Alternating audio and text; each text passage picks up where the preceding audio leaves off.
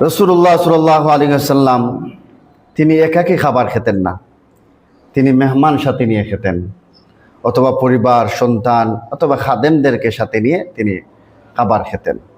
মেহমান সবসময় সাথে রাখতেন, মেহমানকে সাথে নিয়ে খেতেন, খাদেমকে সাথে নিয়ে খেতেন, পরিবারকে সাথে নিয়ে খেতেন। রাসূলুল্লাহ সাল্লাল্লাহু আলাইহি ওয়াসাল্লামের খাবারের মধ্যে তিনি যে শিক্ষা দিয়েছেন যে সর্বপ্রথম খাওয়ার আগে বিসমিল্লাহ বলে খাবার খাওয়া শুরু করবে। কেউ যদি বিসমিল্লাহ বলে খাবার খায়, এখানের মধ্যে শয়তানের আর কোনো অংশ নাই।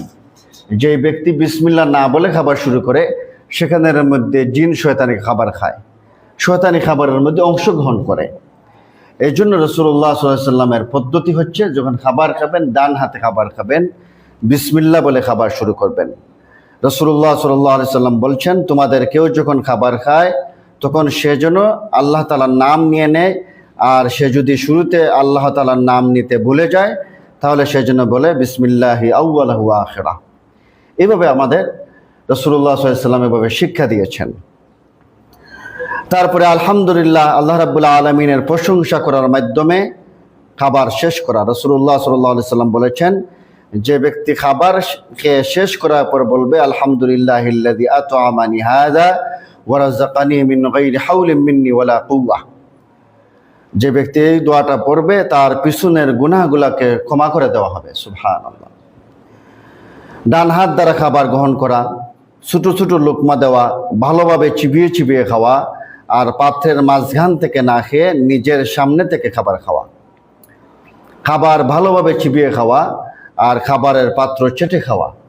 আমরা তো এখন অতি আধুনিক হয়ে গেছি, আমাদের কিছু অর্ধেকটা খাবার ফালাইয়া দিতে হয়, নাহলে আধুনিকতা প্রকাশ পায় না। চামচ দিয়ে খাবার খায়, চামচ দিয়ে খাবার খেলে পুরোপুরি চেটে খাওয়ার কোনো সুযোগ থাকে না, তো আধুনিকতা। কিন্তু এটা রাসূলুল্লাহ সাল্লাল্লাহু আলাইহি ওয়াসাল্লামের শিক্ষা না।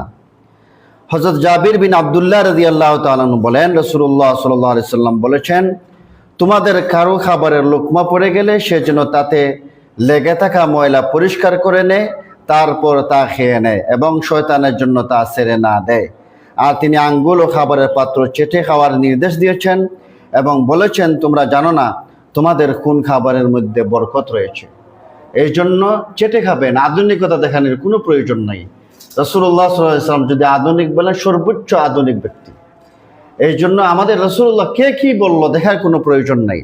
জীবনের সর্বক্ষেত্রে রাসূলুল্লাহ সাল্লাল্লাহু আলাইহি ওয়াসাল্লামের সুন্নাহকে অনুসরণ করতে হবে। খাবারের ফু দেওয়া যাবে না, এটা রাসূলুল্লাহ সাল্লাল্লাহু আলাইহি ওয়াসাল্লামের সুন্নাহ বিরোধী।